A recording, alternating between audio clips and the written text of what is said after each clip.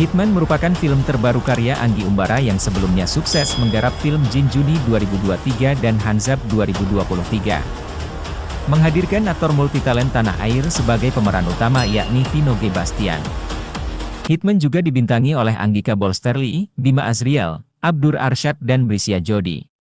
Menceritakan tentang persahabatan seorang pembunuh bayaran yakni Johnny, diperankan Vino G. Bastian, dan Frankie, diperankan Abdur Aryad. Mereka berdua sudah bertahun-tahun kerja dan memutuskan untuk pensiun dan hidup normal.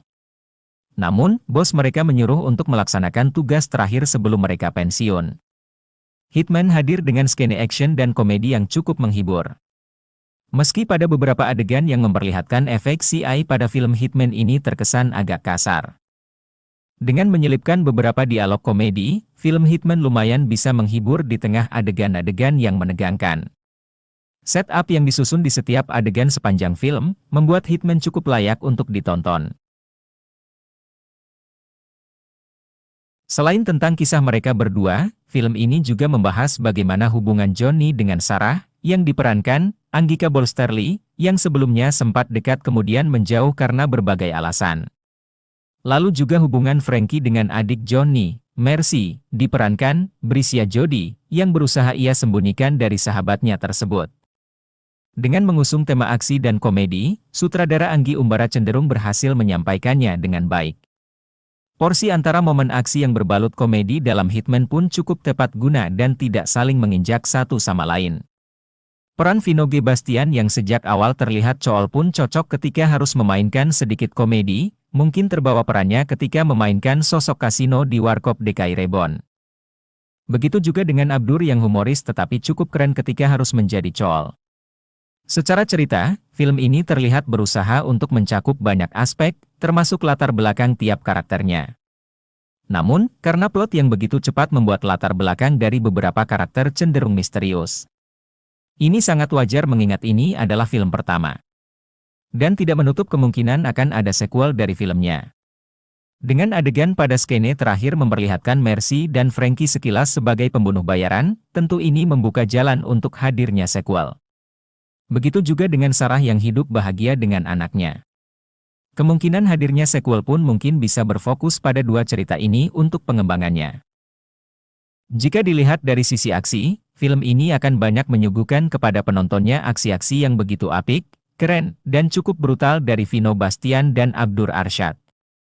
Bahkan di sepanjang cerita dua karakter ini akan mendapatkan banyak porsi dan sorotan, khususnya di awal dan di akhir film. Saat adegan tembak-menembak, Anggi ingin penonton merasakan atmosfer yang mirip sebagaimana dalam serial drama Jepang, Alice in Borderland. Latar tempatnya sama, ada pemain dengan tubuh tinggi besar, dengan senapan besar, sayangnya ia kalah terlalu cepat oleh karakter utama. Kemudian karakter Manuel yang digadang-gadang sebagai Hitman peringkat 1 rasa-rasanya kurang banyak mendapat porsi untuk tampil dan membuktikan kemampuannya. Selain beberapa kekurangan kecil itu, ada pula beberapa detail yang agaknya membuat film ini di beberapa sisi menjadi janggal. Misalnya untuk karakter-karakter seperti Sarah, Mercy, Susilo yang sedari awal film tidak pernah tampil memegang senjata, tiba-tiba mendapat kesempatan untuk menembak. Agak aneh rasanya kalau tembakan mereka bisa begitu akurat dan tidak ada rasa gemetar atau ragu ketika melakukannya untuk pertama kali. Atau misalnya untuk karakter Pak Damar. Karakter ini awalnya menurutku adalah karakter yang cukup menjanjikan. Kalem dan berbicara dengan halus, tapi juga berhati dingin dan licik.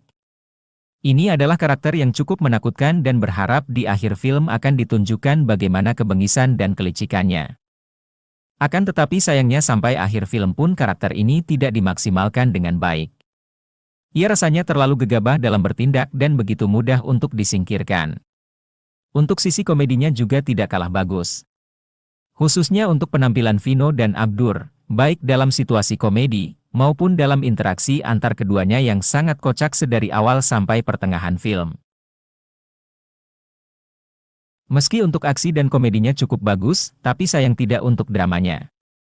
Karakternya tidak berhasil masuk dalam hati dari sisi drama di sepanjang cerita. Hal ini bisa jadi karena alur filmnya yang berjalan dengan cukup cepat, sehingga penonton belum terlalu mengenal karakter yang disuguhkan dengan baik, tapi sudah masuk ke konflik utama. Apalagi di adegan-adegan akhir, penonton kurang bisa mendapatkan sisi dramanya. Padahal harusnya itu adalah adegan paling menyentuh sekaligus sebagai penutup cerita.